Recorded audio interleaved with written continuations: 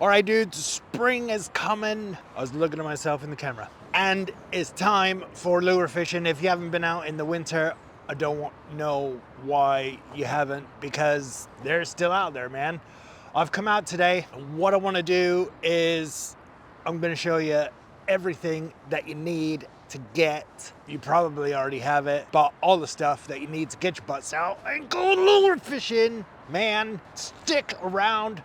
We're gonna get to it right now. All right, I've been out here today trying to get a hold of a February bass. I mean, if you don't get out, you're not gonna know. While I was out here, what I wanted to do is just show everybody, I mean, the people that are starting, the things that you need to get, just basic things, man. You don't have to take a whole crap load of stuff with you out lure fishing. I mean, I've got a bag that weighs 75 pounds, but that's me because I carry cameras and all that stuff. What we're gonna start off with, whoa! First of all, what you're gonna need is a couple of boxes. I have two.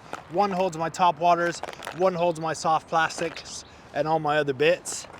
These ones from Duo are really nice for anything 90 millimeters and under. I mean, they hold the Fishus 95 millimeters really, really well. They hold the Fishus SPT 70s. I don't know exactly what size this is, but it'll hold a 95 millimeter lure absolutely no problem. They are double-sided because I carry a whole crap load of them.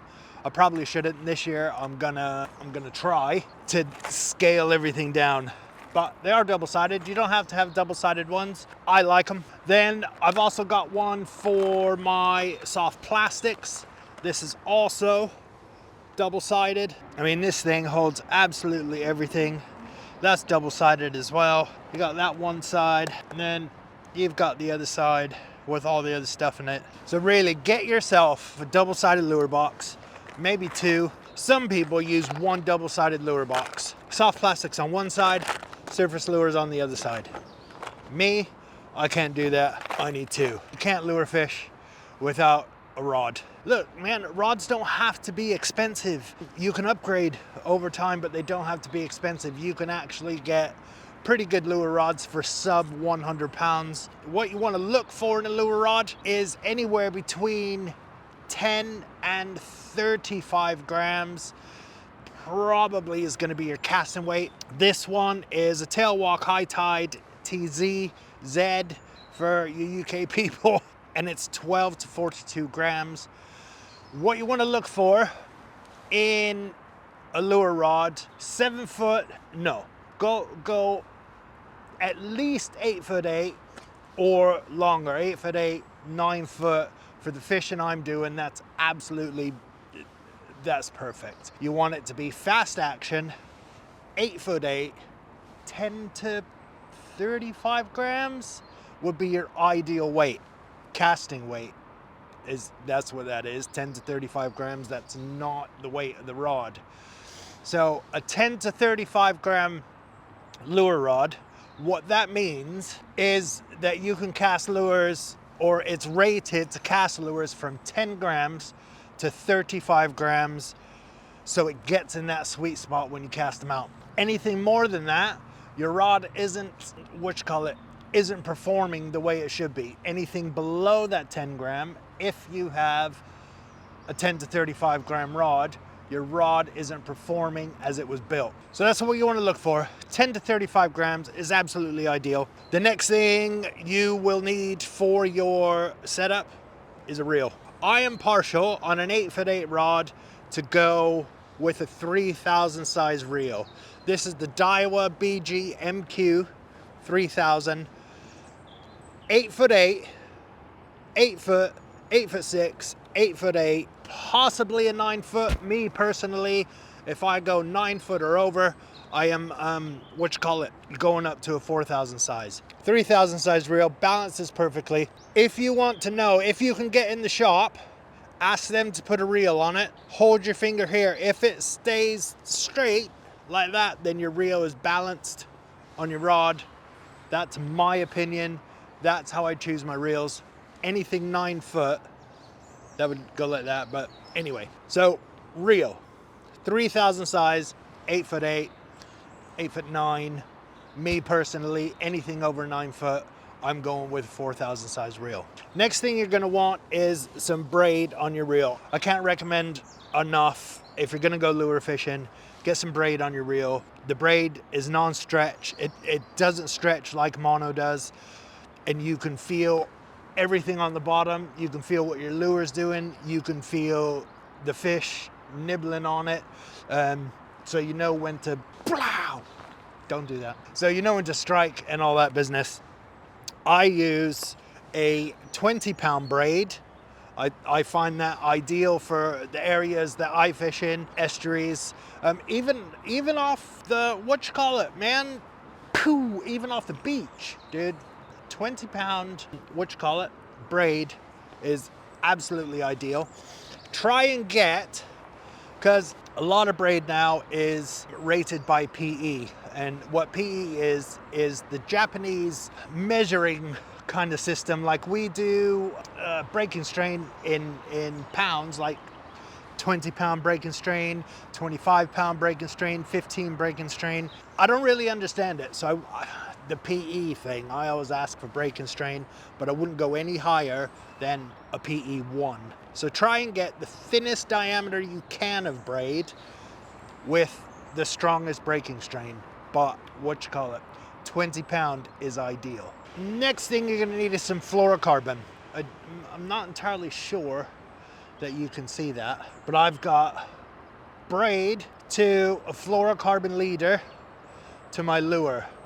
That's a black minnow and it is beat up. So fluorocarbon leader, I use about 2 feet, and the fluorocarbon, what that does is when your lure's in the water, basically is really, really strong. It's got, if you rub on rocks and that with your just braid, what's gonna happen is eventually that braid is gonna fray, and if you get a prize fish on there, a massive bass on there, dude, and it's been rubbing on the rocks, that's gonna break. Your braid will just snap, and that 10-pounder is swimming away with not only your brand new lure, dude, but your fish. Man, it's gone. So I would highly recommend again to get some fluorocarbon. This is the Major Craft fluorocarbon. It's cheap, it's cheerful, it freaking works, and it comes on this little tiny spool. Mine's broken. I usually save these, and I also put the Veravas hardtop on these little spools. It'll go in whatever you're holding your lures and all your kit in. It's perfect. Fluorocarbon, 20-pound. I highly recommend. Oh, yeah. And this, when it's in the water, fluorocarbon is pretty much invisible.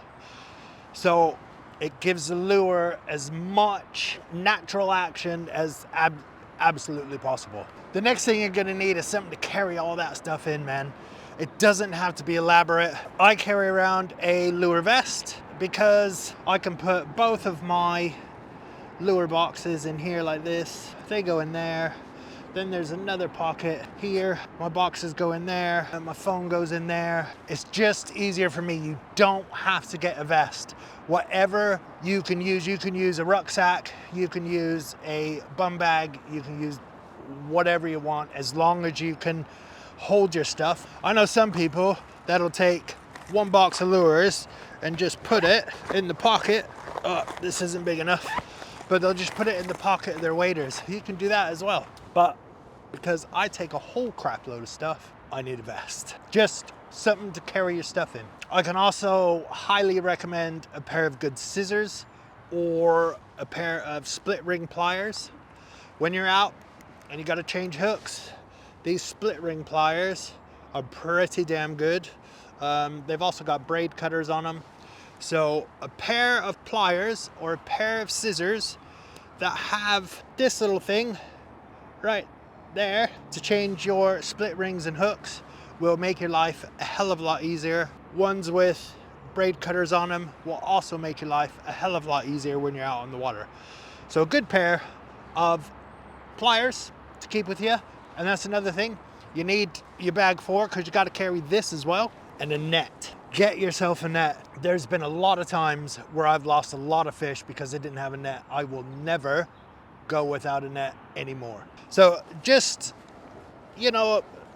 a small net. You don't need anything big, just something like that. My one is spongy on the end, so it floats when it's in the water. If I've got a fish on, because I wear this vest and it's on my back, if I've got a fish on, I can take this off, lay it in the water, and it'll just float there until I'm ready to land my fish in the net. It is held on by a magnet. You can get these little guys for 2-3 quid, and then spow, it's out of the way, dude. Last but not least, you're gonna need some lures. You don't need a whole bunch of lures like I do. I got way too many, I think. You need some soft plastics. Small ones, big ones, medium ones, ones with weighted hooks and jig heads, ones with unweighted hooks. Just get yourself a whole bunch of different soft plastics. There's 1,051 ways to rig them. Like I said, you can rig them weedless and weightless, with a jig head, with a J hook. Any way you want to rig these, there's a whole slew of different ways. So get yourself some soft plastics, get yourself some weedless, weightless hooks, get yourself some belly weighted weedless hooks, some jig heads, some like J head hooks, and you're set for soft plastics. I highly recommend some of the Fishus soft shads. These are absolutely deadly. And black minnow. Black minnow is a staple, dude. Then you're gonna wanna get yourself some surface lures. I can't recommend the Fishus SPT, man. If you're going to get one surface lure, I would get a Fishus SPT. Banging lure, and I use them because they work. Some shallow divers. You can tell a shallow diver because the bib is stubby and it's short. It's not long and it doesn't point all the way down. If the bib on there points down, it's a deep diver. And pretty much, man, soft plastics, shallow divers, surface lures, boom, that's it. A rod, a reel with some braid on it, some fluorocarbon, something to carry it all in, and that's it. You are done and you're out. Man, surface lures come in different sizes. I don't have any of the 110s, 95 and a 70. I mean, dude, we won't get into that right now. That'll be on another video, but soft plastics, surface lures, shallow divers, and that's it. You are ready to get out and get a lure out. Don't wait till spring, man. Go out there now. You never know what's going to be out there. I hope this helped to get you ready and get you out fishing. Don't wait till spring, man. Get some stuff. Search around. I'm sure you've got some of these sitting in your tackle box somewhere. Hook them up, change the hooks, get out. You don't need a whole bunch of stuff, and it doesn't have to be expensive. You can upgrade later, man. Just go out and try it.